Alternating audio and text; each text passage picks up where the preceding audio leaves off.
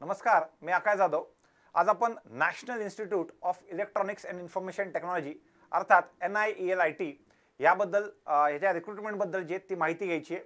साधारणतः 49 वेकन्सी, त्यापैकी 10 सायंटिस्ट आणि 39 वेकन्सी जे आहेत ह्या सायंटिफिक असिस्टंट ह्या पोस्टसाठी निघालेल्या आहेत। ग्रुप ए आणि ग्रुप बी लेवलच्या ह्या चांगल्या पोस्ट आहेत। ओव्हरऑल त्या ॲड बद्दल आपल्याला जाणून घ्यायचं आहे, त्याची एलिजिबिलिटी काय, त्याचा एक्झामचा सिलेबस काय आहे, ॲप्लिकेशनच्या महत्त्वाच्या डेट्स काय आहेत, ह्या सगळ्या गोष्टी आपण पुढच्या 10-15 मिनिटाच्या व्हिडिओमध्ये ते कव्हर करूयात। चला तर आपण चालू करूयात। व्हिडिओच्या स्टार्टिंगला जस्ट साधारणतः बँकिंगच्या एक्झामसाठीची IBPSच्या टिपिकल ॲप्टिट्यूड एक्झाम ज्या आहेत त्यामध्ये IBPSच्या सगळ्या एक्झाम आल्या, स्टेट बँक ऑफ इंडियाची एक्झाम आल्या, ह्या सगळ्यांसाठीची पहिली बॅच आपण संपूर्ण ऑनलाईन बॅच स्टार्ट केल्यानंतर ही सेकंड संपूर्ण ऑनलाईन बॅच 2.0 आपण स्टार्ट करतोय, ज्यामध्ये बँकिंगचा क्वांट, इंग्लिश, रिजनिंग, GA, त्यानंतर कम्प्युटर, GDPI रिलेटेड सगळा पार्ट जो आहे तो आपण ह्या बॅच मध्ये कव्हर करतोय। ओव्हरऑल ही बॅच आपली चालू होतीये 16 डिसेंबरला।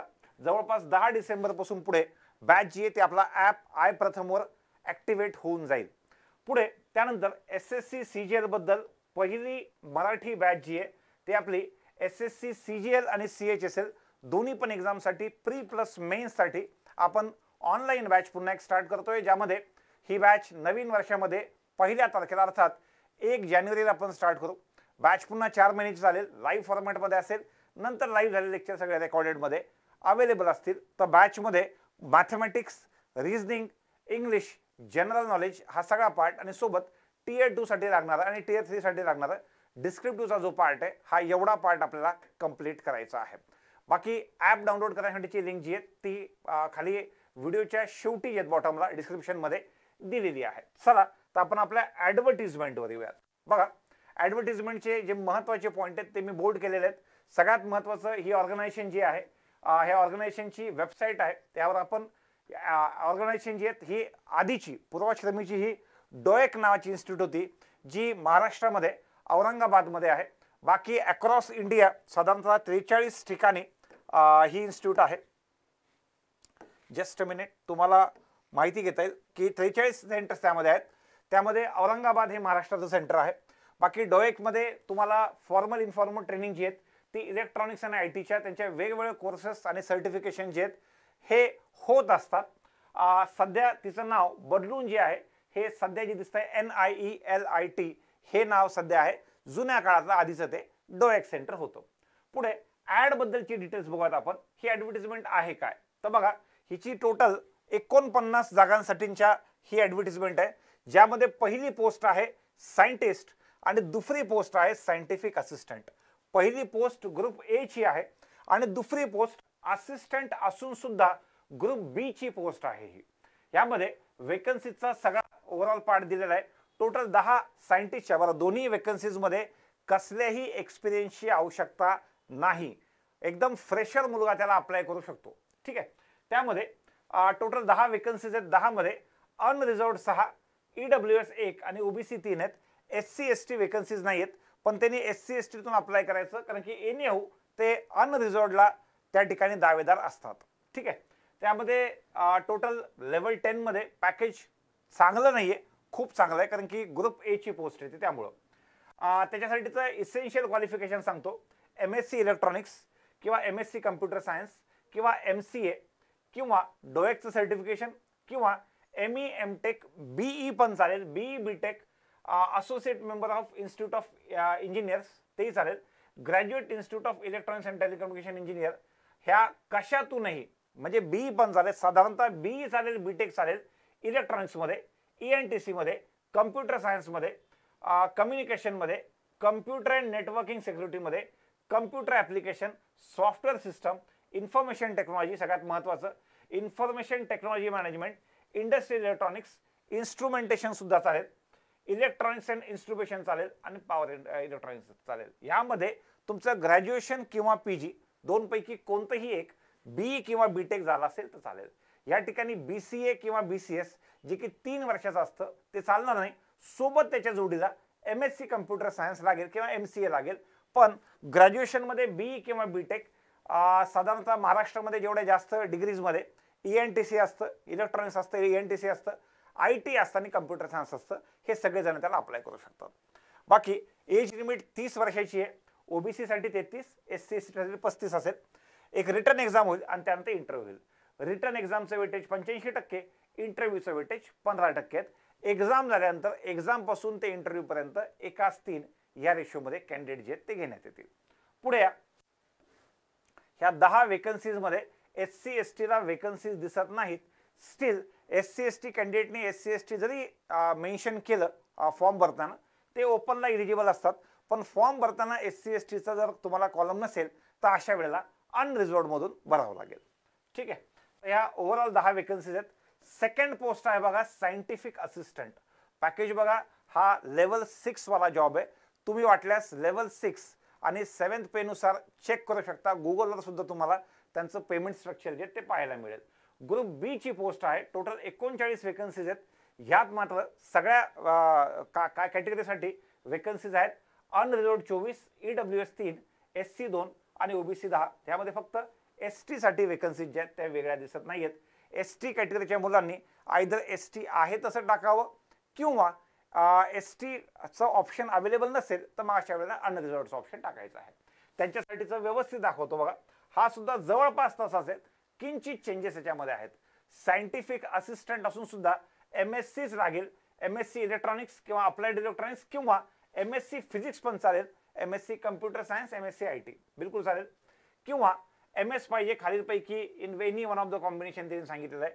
तो वाला पार्ट आपल्याकडे कमी आहे. आपल्याकडे MCA आहे, MCA चालेल.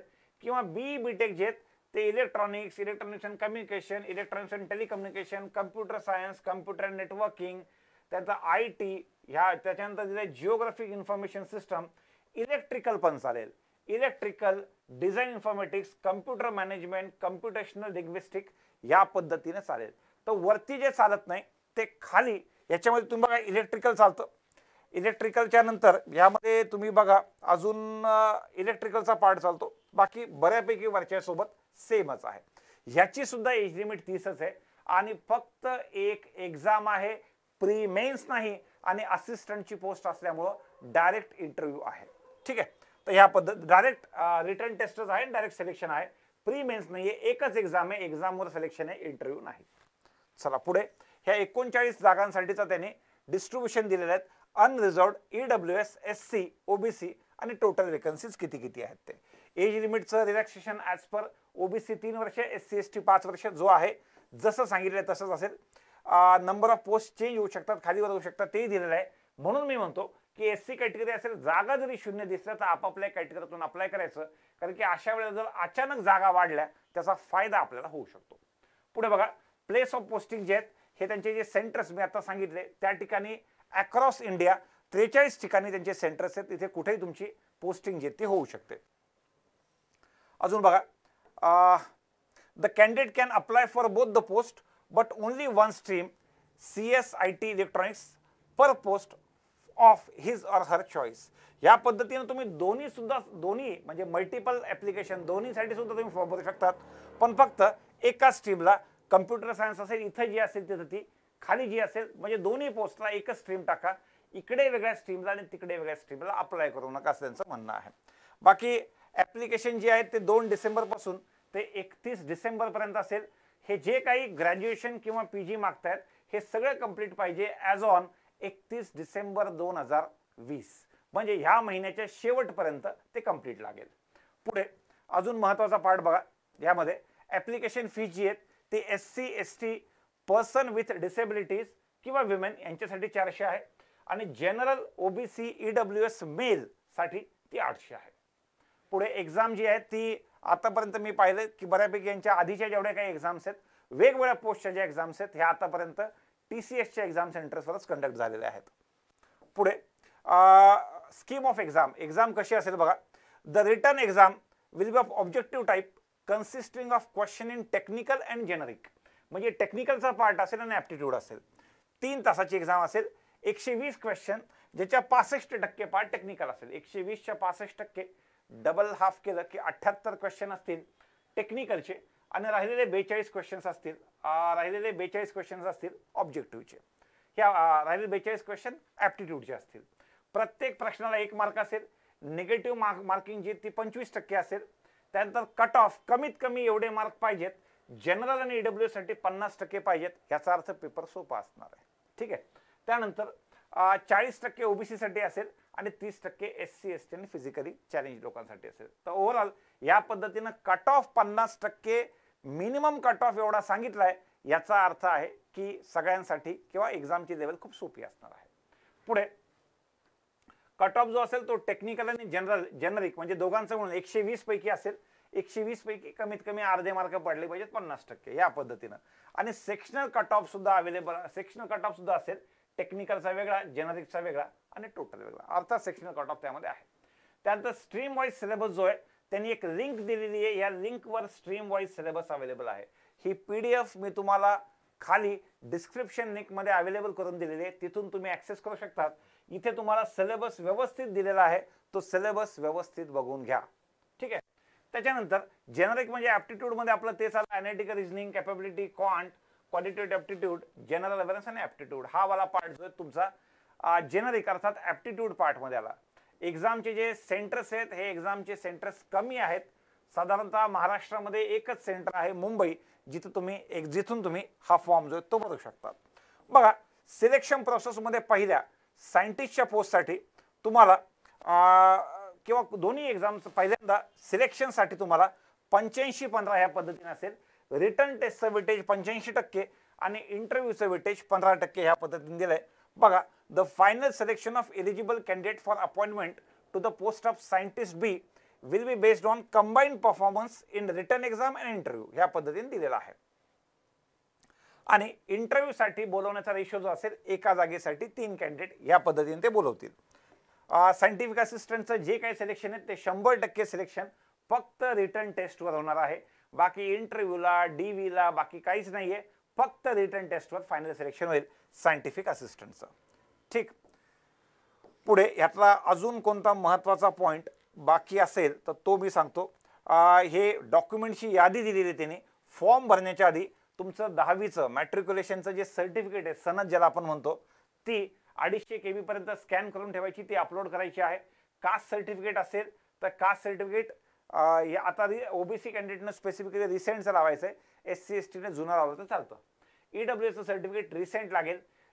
रिसेंट शक्यतो ह्या एप्रिल नंतरचं दिलं तर खूपच चांगलं.